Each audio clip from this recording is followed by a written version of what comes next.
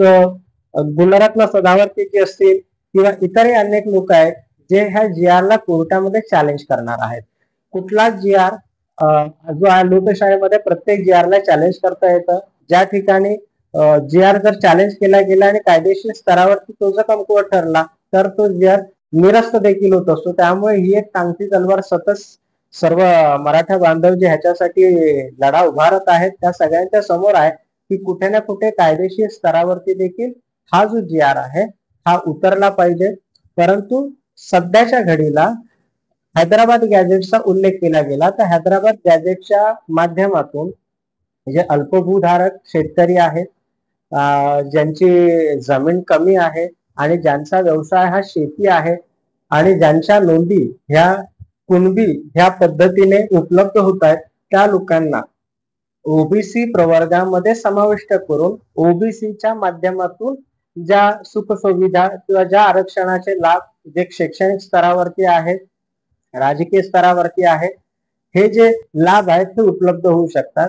आणि आपल्या ताटातलं आपल्याला कोणाला द्यायचं नाही आहे किंवा त्यांच्यासाठी दुसरी स्वतंत्र व्यवस्था उभी केली जावी यासाठी जे ओबीसी समाजाने कुठे ना कुठे त्यांच्या आरक्षणामध्ये हिस्सेदारी वाढत आहे त्याच्यामुळे त्यांनी देखील त्याच्याबद्दल नाराजी व्यक्त केलेली आहे.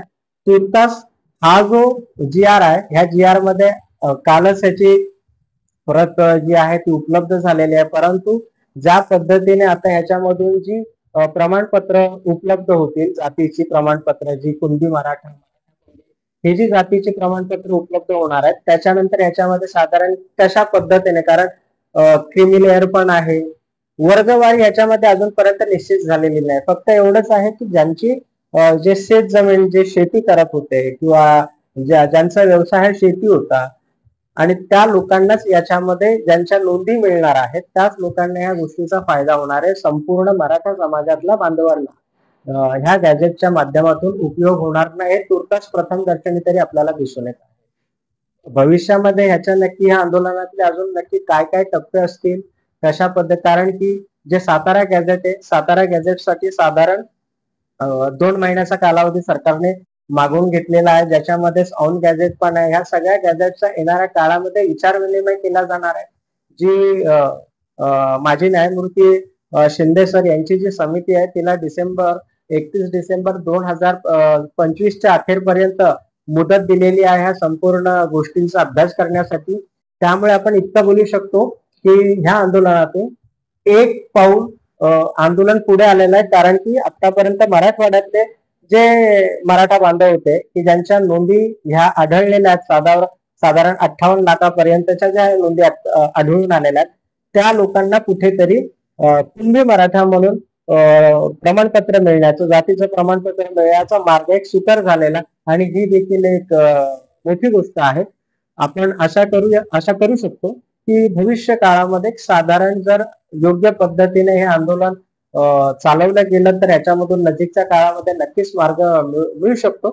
तर आपण अपेक्षा ठेवूया की मराठा समाजातील बांधव असतील, ओबीसी समाजातील बांधव असतील, कुठे ना कुठे हा क्लास कॉन्फ्लिक्ट न होऊ देता आपण सगळेजण जे आहोत एकच आहोत. फक्त प्रवर्गामध्ये आपण विभागलेलो आहोत, परंतु भारतीयत्व, राष्ट्रीयत्व याच्या कुठल्याच ह्या भावनेला धक्का पोचणार नाही.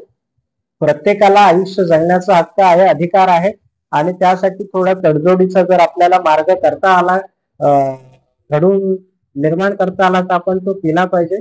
कारण की प्रत्येक व्यक्तीला आयुष्य जगण्याचा अधिकार राज्यघटनेनेच बहाल केलेला आहे. तुर्तास आपण एवढंच बोलू शकतो की जे आरच्या माध्यमातून फलित काय, तर ज्या नोंदी उपलब्ध झालेल्या आहेत 58 लाखांच्या आणि गॅजेटच्या माध्यमातून त्याचा जो संदर्भ लागत ज्या नोंदी उपलब्ध होऊ शकतात त्या मराठवाड्यातील अल्पभूधारक शेतकऱ्यांना, अल्पभूधारक मराठा बांधवांना कुणबी मराठा हे प्रमाणपत्र उपलब्ध होऊ शकतं आणि ते उपलब्ध झाल्याच्या नंतर ओबीसी ह्या प्रवर्गामध्ये त्या लोकांना आरक्षणाचा फायदा घेता येऊ शकतो.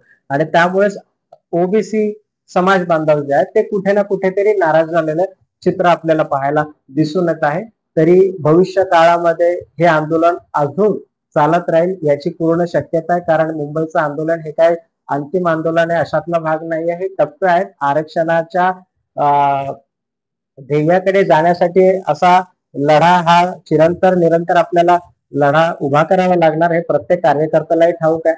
पण तुर्तास ही जी गोष्ट झालेली आहे ती कमी प्रमाणात का असेना, पण ज्या लोकांसाठी हा मार्ग मोकळा झालेला आहे तरी एक चांगली गोष्टही आपण असं बोलू शकतो. पण बाकीच्या उर्वरित मराठा बांधवांसाठी देखील याच्यामधून काहीतरी मध्यम मार्ग निघाला पाहिजे अशी अपेक्षा आपण मराठा नेतृत्वाकडून आणि ओबीसी नेतृत्वाकडून योग्य पद्धतीचा विचार विनिमय होऊन निघू शकेल. कारण शेवटी आपण सगळेजण मराठी आहोत. तर माझी ह्या विश्लेषणाच्या माध्यमातून देखील हे एक मागणं आहे की कुठे ना कुठे आपण मराठी बांधव आहोत ह्या गोष्टीचा विसर पडू देऊ नका. भले आपण समाजाने प्रवर्गाने कुठल्याही विशेष रूपामध्ये असू, पण सगळ्यात आधी आपण मराठी आहोत, शिवरायांचे मावळे आहोत. तेव्हा आपण प्रत्येकाने ह्या गोष्टीचा प्रामुख्याने विचार केला पाहिजे की आपल्या शिवरायांच्या मावळ्यांच्या ह्या संस्कृतीला कुठल्याही जाती धर्माच्या किंवा जातीमध्ये विखुरलेल्या गोष्टीमुळे डाग लागता कामा नये. इतकंच मी आपला सगळ्यांना बोलू शकतो. आणि हा व्हिडिओ नक्की कसा वाटला, व्हिडिओ तुम्हाला आवडला असेल तर नक्की लाईक करा, शेअर करा, सबस्क्राईब करा. धन्यवाद. नमस्कार.